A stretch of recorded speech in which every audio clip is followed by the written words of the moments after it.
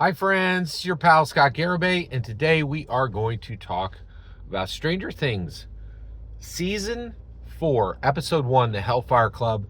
And I have a mnemonic. I have two items I would like to talk about. I would like to talk about Doll and Chrissy. All right, so Joyce Byers receives a weird package. It's a Russian nesting doll, and in the center of the doll is a message. Now she needs help to even find the message, all right? And so she gets this weird Russian doll, and it's out of nowhere. It's shipped from Russia, and she doesn't know anything about it, but it's weird, right? So if you get something weird and you don't know what's happening, and you're Joyce Byers, what do you do? Well, first of all, you would call Jim Hopper, right? But Sheriff Hawkins, but he's dead. So what does she do? She calls Murray Bauman. And I absolutely love this part of the show. Murray just gets on a plane and immediately comes and helps, right? And which is also really weird because like Jonathan, Will, and 11 are all like, why are you here? Like, but one, I absolutely love Murray Bauman's character. He's so like capable and self-sufficient, right? And helpful. Like when he gets there, so what they do is they actually devise a way to crack open this doll. I think they break it with a bucket of paint dropped from a high limb, because Murray thinks it might be a bomb, right? Which honestly, it's not like, and this is everything tells Murray that he's crazy and that like he's paranoid, but Murray is known from the beginning. Like he was the only one who believed Barb's parents, and Murray knows what he's doing, right? Like his concerns are usually valid, right? More often than not, right? So, and I love that the show shows this, that Murray is really self-sufficient. And what we find is in the message, it's a ransom note, and it says Jim Hopper's alive, and you owe me 40,000 US dollars, right, to get him back. And so that sets this a major theme in this season, which is Joyce and Murray going to get Jim Hopper from a prison in Russia. And also, we actually find that Jim Hopper is not dead. He lived. He was pushed aside by the explosion, and he was taken prisoner by the Russians, and now he's in a Russian gulag. Rough, and he's living a rough life. Like it is really like he is not eating well. His health is under attack. He's really not doing good.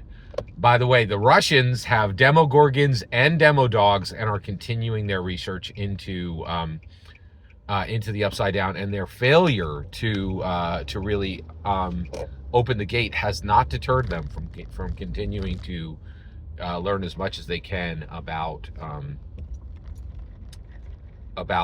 the Upside Down. All right. Finally, this is the last section of this episode, and that is Chrissy. So, Eddie Munson. All right. Eddie Munson is two things. He is the leader of the Hellfire Club. And his position as dungeon master makes him that leader, right? But in addition to that, he is a drug dealer.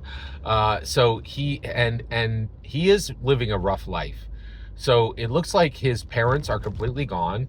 He lives with his uncle and in a trailer, right? Like and also like I cannot like Max and Eddie Munson both live in the same trailer park, and I cannot stress this enough, right?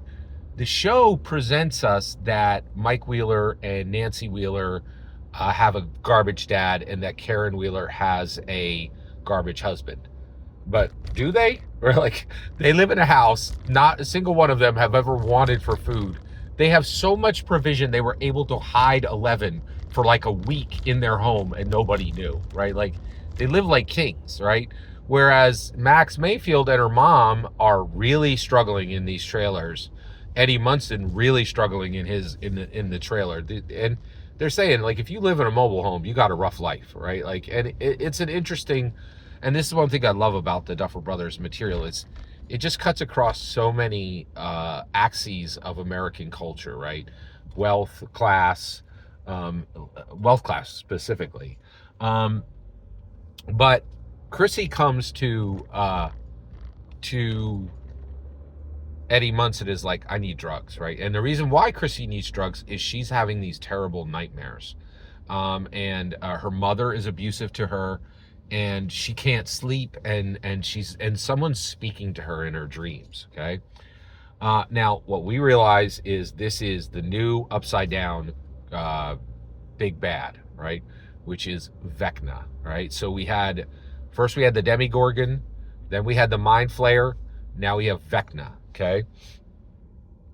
And actually the Shadow Monster was in there at one point. I think season 1 was Demigorgon, season 2 was Shadow Monster, season 3 was Mind Flayer, and now in season 4 it's Vecna. And these are all classic Dungeons and Dragons villains. But they're also, it's a name that's being layered over a very real, very physical monster from the Upside Down. So Vecna is speaking into Chrissy's mind, and she just can't get sleep, and so she wants something to really kind of zone her out, right? And so Eddie Munson goes to provide this for her. She comes back to his trailer so he can get some heavy stuff. Like, she just doesn't want 420. She wants something really heavy. So he goes back and he's going to get her something more significant, right? Well, he comes back into so he goes back into his room. She's in the living room, and Vecna kills her. Literally just shreds her apart, breaks all her bones, and murders her in Eddie Munson's trailer. Okay. Now, this is a huge problem because Eddie Munson has very much encouraged the idea that he's a Satanist, right? Like, he thought it was funny. Oh, like, and actually, I remember, boy, do I remember this. I remember people saying, "Hail, hail the guy in the red suit with horns." And Eddie was doing the same thing. So now Eddie is on the run, and Chrissy is murdered, and that's where we wrap it up. Every single word you just heard in this video, that's all for season 4, episode 1, Hellfire Club. That's a wrap on that episode. Every single word you just heard in this video is my humble opinion. Nothing more, nothing less. The important part is when I get to hear your humble opinion, when you get in the comments and send your traffic. Please consider subscribing, and have a fetch millennium.